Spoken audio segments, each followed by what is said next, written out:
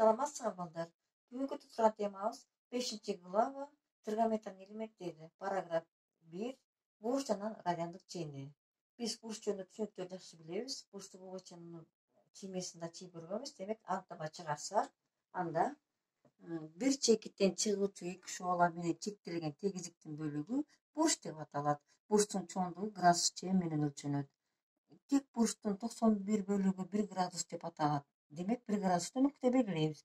Сааттын жебесин биз билебиз. Сааттын жебесине каршы багыттаган буруулар оң, сааттын жебесинин багыты боюнча аткарылган буруулар терс деп кабыл алынат. Ошого жараша буруудан пайда болгон бурчтарда тиешелүү түрдө оң жана терс деп аталат. Бурчту өлчөөнүн градус чейнинен башка математикада бурчту өлчөөнүн радиандык чейни да колдонулат. Төмөнкүдө эреже чыгарабыз. Жаасынын узундугу радиуска барабар болгон борбордук бурчтун чоңдугу 1 радиан бурч болот. Демек, жаасынын узун борбордун формуласын кантип жазабыз? L барабар R дейт, Демек, L'дин R'ге болгон катышы альфа бурчу. Демек, π радиан чейин болгондо биз π радианды эмнейбиз? Радианды 180 деп алабыз. Анда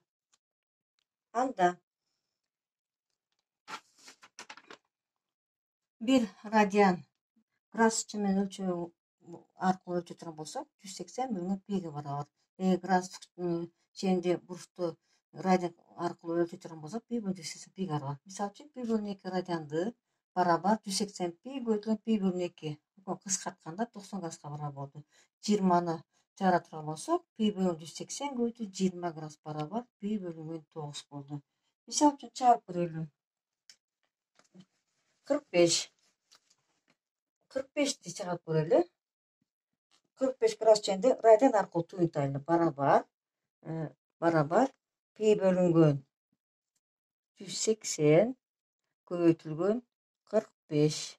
Кыскартып келгенде π бөлүнгөн 4 болот. Эгерде π бөлүнгөн 3тү ала турган болсок, градус аркылуу туюнта турган болсок, 180 бөлүнгөн π көбөйтүлгөн π бөлүнгөн 3. Кыскартып чыгарганда 60 градуска барабар болот. Көрдүңөр балдар, биз ушундой формула салып, ушундай мисалдар чыгара алабыз. Эми төмөнкүдө маселе иштеп көрөбүз. Биринчи маселе. 3 бурчтуктун 2 бурчу 7π бөлүнгөн 18 жана 5π бөлүнгөн 18ге барабар. Анын 3-чү бурчун градус чейин тапкыла дейт. Биз анда шартын түзүп алабыз. Демек, белгисиз бурчту биз x деп алабыз. Белгисиз бурчун x деп белгилеп алабыз. Анда биз 3 бурчтун ички бурчтардын суммасы 180 барабар экенин буга чейин билебиз. Демек, биз ички бурчтардын 7π бөлүнгөн 18 кошулган 5π бөлүнгөн 18 кошулган x барабар πге барабар. Себеби 180дин радиан чейини болду барабар π. Эми x таба турган болсок, x барабар π минус 7π бөлүнгөн 18 минус 5π бөлүнгөн 18. Демек, баарын эсептеп чыгарып келгенибизде x барабар π бөлүнгөн 3 болду.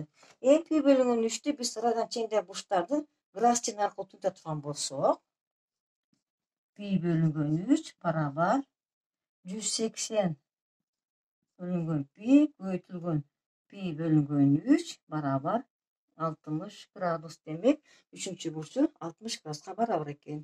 Экинчи маселебиз.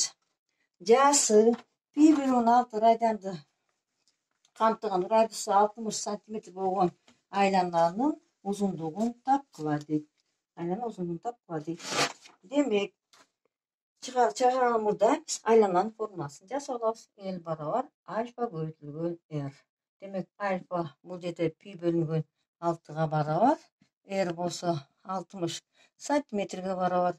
Ордуна кое турган болсок, π бөлүнгөн 6 көбөйтүлгөн 60 сантиметр барабар π көбөйтүлгөн 10 сантиметр П'nin ордун 3,14'tü koysak, 10 santimetre koysak, yani 31,4 santimetre bu demek.